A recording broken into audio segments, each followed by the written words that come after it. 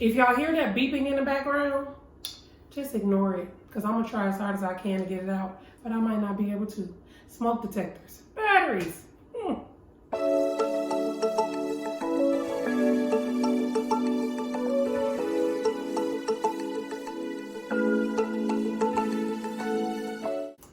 Hey y'all, hey, welcome to Wine Down Wednesday. It's your girl Kai. I'm TNT. And we are just two dope black women tasting, discussing, and spilling tea over wine. Over wine. Hey guys. Hey y'all, hey, and happy Women's Day. No.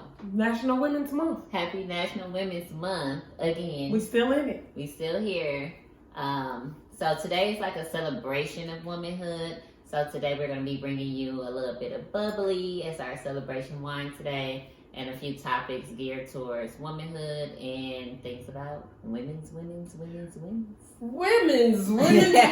I'm not gay no more. Are you? Y'all know Andrew Caldwell. He was the one that coined the women's. So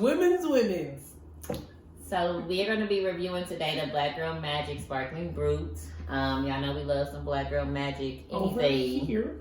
Yes. So this wine, it is a California wine. It is a sparkling wine. But what's special about this one is it's a blended sparkling wine. So it's actually blended with Chenin Blanc and Chardonnay. It does have a 13% alcohol percentage, along with the price point of online. They're retail for $24.99 a bottle. We found ours for as low as $21.99. $21.99. And that total wine, it's $31.99. Yeah, so just be careful. They got their It's a big range. So let's just say between 20 and 35. Sorry. But yeah, so that's what we're doing today. We can expect a perfect balance of lush fruit and delicate tart bubbles. You should have aromas of pineapple, melon, floral, along with taste of pear, crisp apple, and white peach. Ooh. And we're also going to be trying it to see how well it will be as a mimosa. So stay tuned for that. Yes, we love mimosos. That's an inside family joke. Shout out to Beaker. I'm going to open it now. Okay, cool. Let's do it. And then we'll talk about what the appearance is.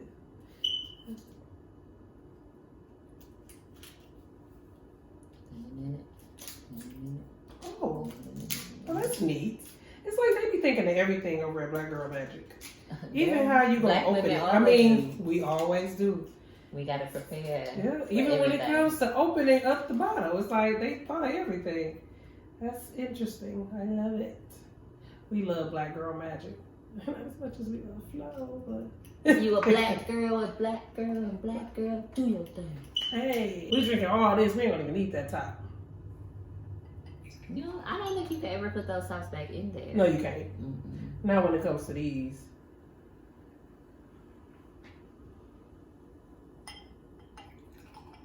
We have our champagne flutes. Yes, you know, the right glass is everything.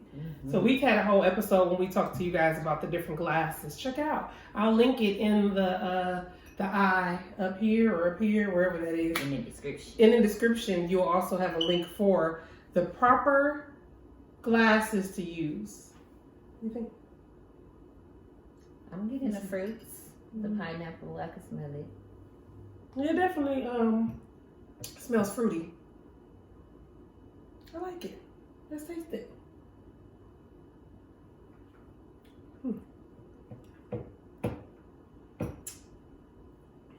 It's brute. This is the reason I hate champagne. This is it.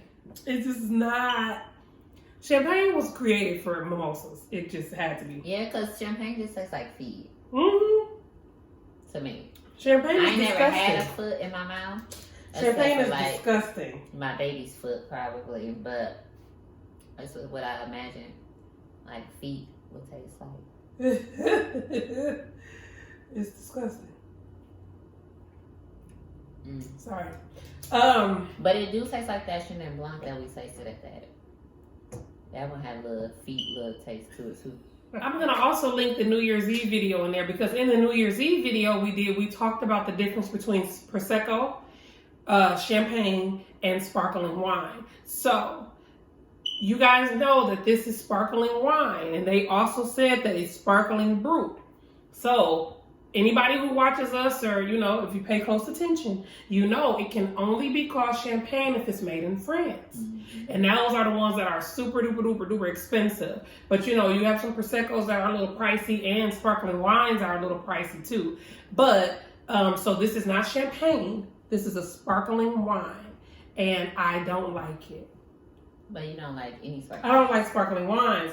But this one I don't even like it even if it wasn't a sparkling wine. It just doesn't have a great taste to it. That's why you gotta add juice for it to be a mimosa. But I'm gonna tell you what pairs well with this. Since this thing is a blend of this thing. That's how I feel about it. Tell us how you really feel. That's how I really feel. So Black Girl Magic is not gonna sponsor us. We've been dogging them. We've been honest. The only thing that we said about Black Girl Magic with the last episode was take it out the can. But what I noticed is they put more wine in the can. Did you see the Riesling? Mm-hmm. They got Riesling in the can, but shout out to Black Girl Magic. That can that y'all got that Riesling in, that can is fire. Did you see that? The black can with the gold writing, that can is fire though. So but me, no, we don't like drinking wine out of plastic, and we don't like drinking wine out of cans, so metal or plastic. But that's just us. So y'all can sponsor us. We ride for y'all. We bought it. We bought them all. We love y'all. We love black girls. We love magic, and we love wine. So here's what it's going to pair with. Since it's a blend of a Chenin Blanc and a Chardonnay, I'm going to tell you guys what pairs well with any regular sparkling wine, Chenin Blanc, and Chardonnay. So it's a blend. Okay. So it's going to pair well with Asiago cheese. I'm going to go fast because it's a lot of things. Asiago cheese, blue cheese, triple cream brie, Gruyere. I like that. I be feeling like I'm Gruyere. So, cream cheese. I love cream cheese. Shout out to Philadelphia. Yogurt, cheddar cheese, herb crusted goat cheese. So those are your cheeses. It pairs well with almonds, any kind of toasted nuts. It pairs well with fried foods. So anytime you have some fried foods, they say that the balance of the sparkling wine with the fried foods, it does something that kind of makes it that much better or whatever. We're going to try that one day. Makes what much better? It does. Okay, so I can't remember the exact description that they said about why you would pair fried foods with a sparkling wine or champagne. It has something to do with the balance of the wine with the fat of the fried food. Oh. But I can't remember what it was, but they said they pair very well together. Veal, roasted pork with roasted apples. Anybody who knows like chefs, they know one of the things that they love to do is pair pork with apples, like apple sauce and all that kind of stuff. It's good. I've had it before. Tomato sauces with meat, like a bolognese. I think it's called bolognese sauce. Chicken Alfredo in particular, because they said creamy chickens or sweet chickens. So chicken Alfredo, teriyaki chicken, sweet and sour chicken, salmon, swordfish steaks, halibut, zucchini and other squash. So everything. Not really everything. Rice, mangoes, sesame, basil, and banana bread. So I don't like it, but let's see as a mimosa. Hold on, stand up, stand by. I like orange juice mimosas. And you can put any kind of juice in a mimosa. I love pineapple mimosas. So I like pineapple juice in mine. So let's see. Did I shake this? I don't know. I hope I did. Ooh. Yes. Mimosas. Cheers. All right, let's see.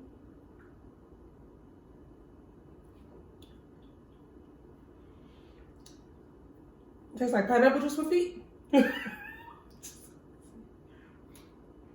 Mm-mm. Yeah, it's not doing it for me. Mm-mm. I mean, I would drink it. I would drink it. If somebody, was serving it. But I wouldn't have this as a mimosa either. I'm sorry, Black Girl Magic. We love y'all. But y'all know we do honest reviews. Even if they were sponsoring us, the review will still be honest. We still would love the sponsorship, just so that people can know what to expect from some amateur sommeliers. And I would drink it because we gonna drink whatever, not whatever. Excuse me. I would drink it, but this would be if we ran out of all of the Spumante Andre. Wow. If we ran out of all of the Spumante Andre, $4.99. Because that Spumante Andre is perfect for mimosas. Oh my God. So if we ran out of all of that, and somebody was like, wait, I got this a bottle of something. You was going in right now. I'm just saying, I'm just being honest. I would drink it if it was free at a dinner party. Will I pay for another bottle? Probably not. No, I wouldn't buy this again, but I love them. So we do have brands. They do have flavors of wine that we love, and we do buy them all the time. Like their Riesling is one of my favorites. Yeah. That's one of my favorite Rieslings. So, no, wouldn't buy it again. That red blend was good too. Oh, the red blend was good. So they do have ones, and then the rosé was good out of the can. We didn't like the one in the bottle. We didn't like the one in the bottle. Oh. We like the rosé in the can because they're different. They're not the same. Oh, we like the can in the glass. The rosé out of the can. We like the can in the glass. Yeah. So, feel free to pick it up and try it for yourself. Y'all don't have to y'all do have to listen to us because that's why y'all here. But don't be discouraged by the fact that we don't like it. Try it for yourself. And let us know. Yeah, let us know in the comments. Try it.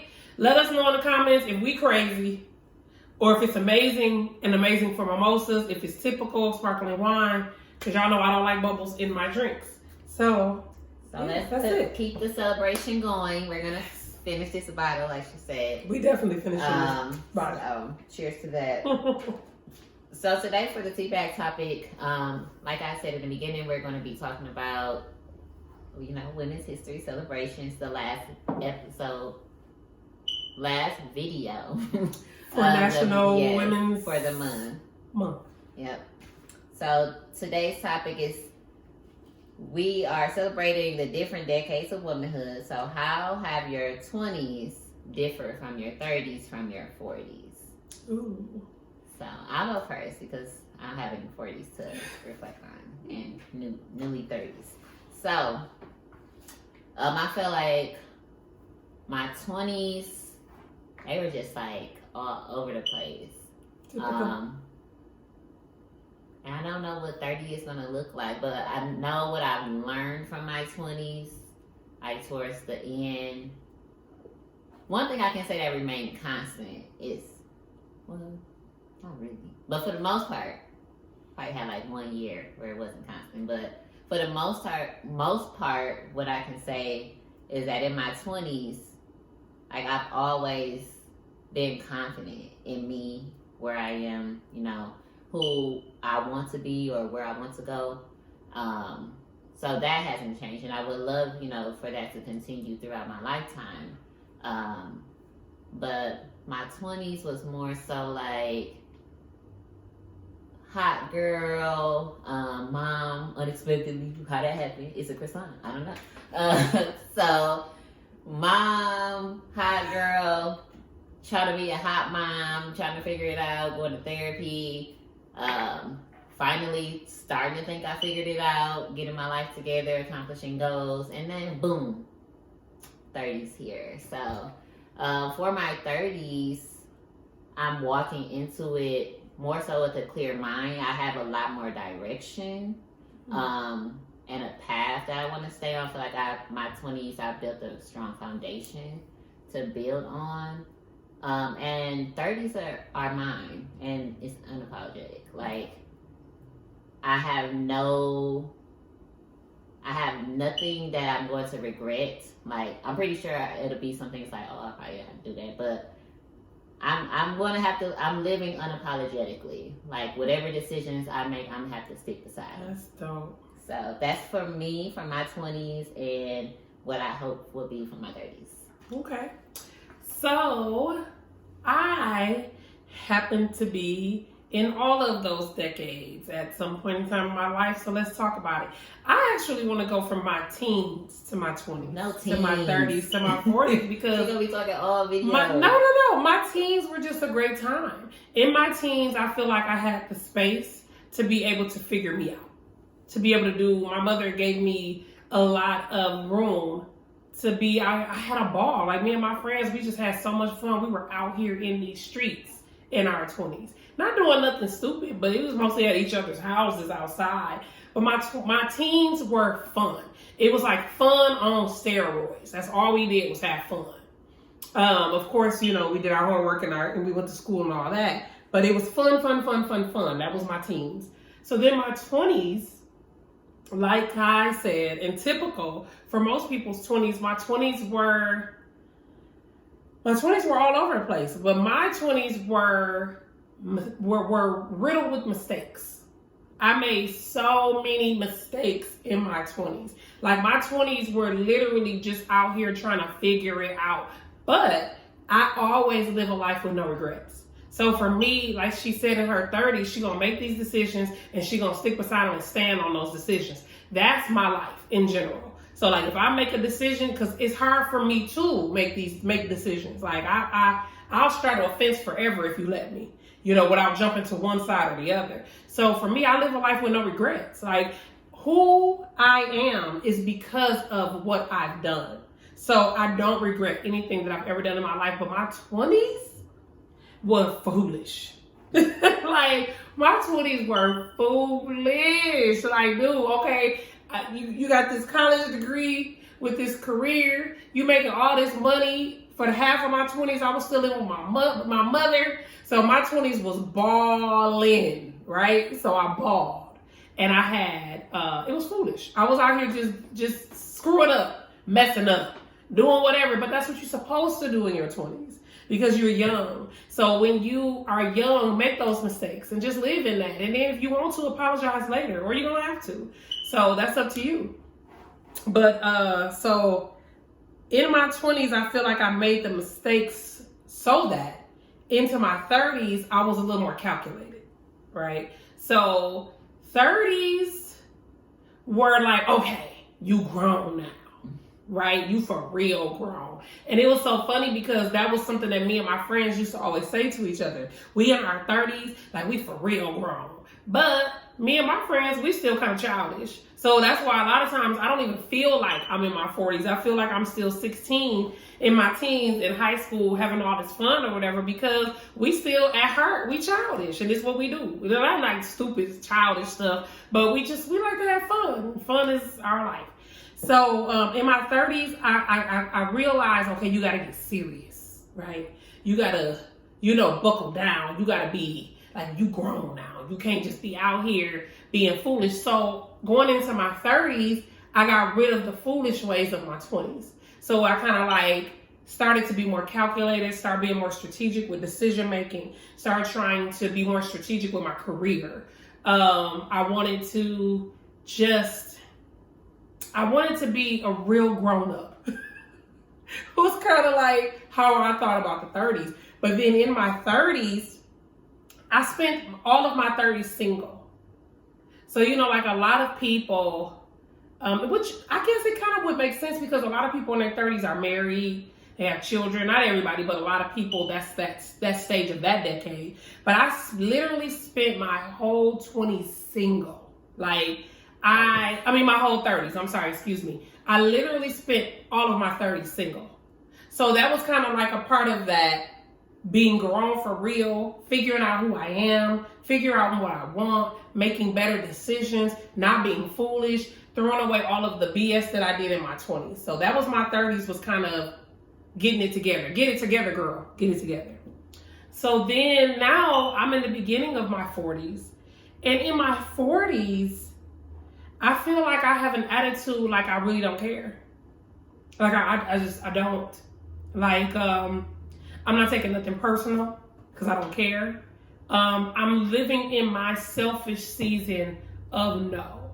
Because I'm the type of person that I never say no. Especially to people that I love. Now, strangers, they can get it. I'm going to say no to them all the time. But people that I love, I never say no to them. But right now, I'm in a place in my life where I'm like, if I don't want to do, I'm not doing it. Because guess what? I'm in my 40s and I don't have to, you know? So I guess right now in my 40s, it's like I said, it's my season of saying no. Not harmful way, but with love. Saying no with love, because I want to look after me first. Because I feel like nobody is going to look after you like you are going to look after you. And I've spent so much of my life being concerned about the well-being of other people and not the well-being of me, right? So at the expense of my own well-being, I was caring for and making sure everybody else was okay. I'm not doing that no more.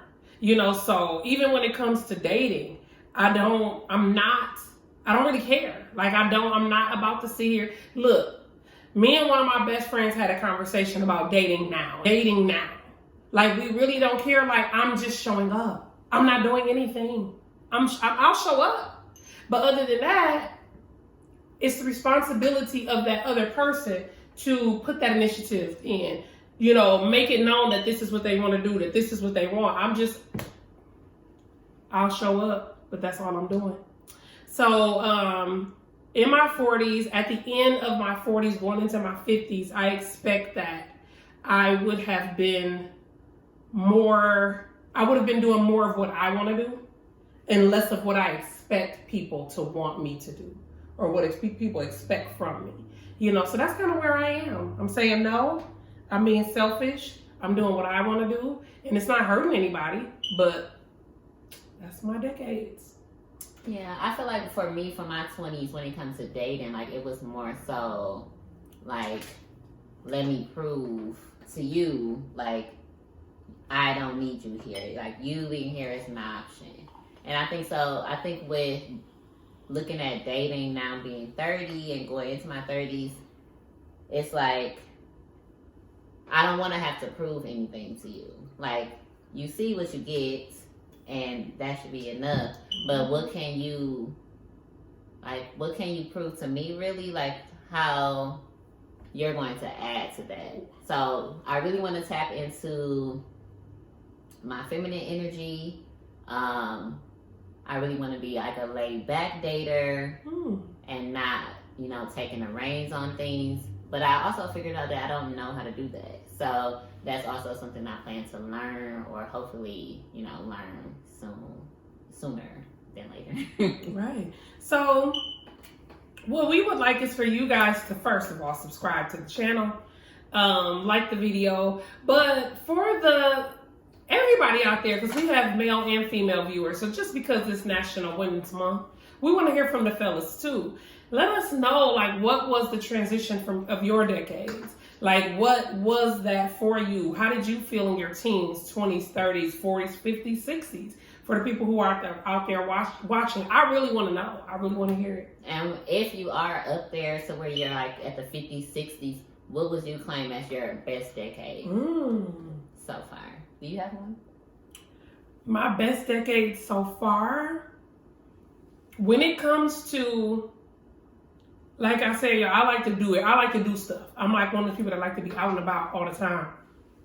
When it comes to having fun, it's kind of different. I feel like my teens were the most fun, but now being grown, I get to do whatever I want to do, right? But then, so I don't think I have a favorite decade yet or to date, but I will say that I love where I am now in my 40s. And it's so funny because when you watch a lot of people talk about their 40s, like let's say celebrities. Like I remember when I was in my late 30s, I was watching a lot of videos of Black female celebrities talking about their 40s or whatever.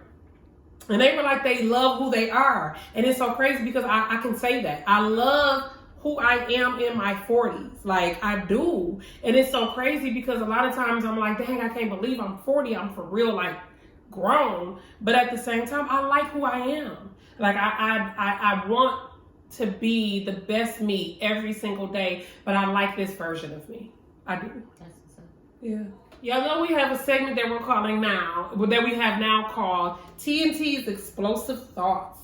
I know I need to have some sound effects there. So the question today, and of course it's just quick little, things that y'all can learn a little bit more about us and how we think. The question today is mayo or Miracle Whip, and why?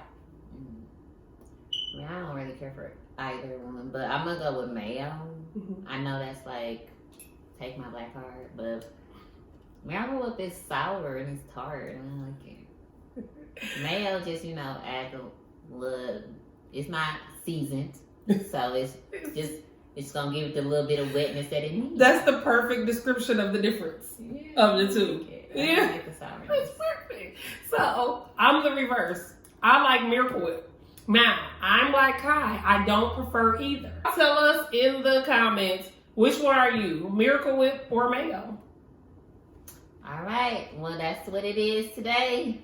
And black girl, if you a black girl, if you a black girl, if you a black girl, if you a black girl, hey, baby, do your thing. Because we love y'all, black girls and black boys. We love y'all both. And all the women's. Mm-hmm.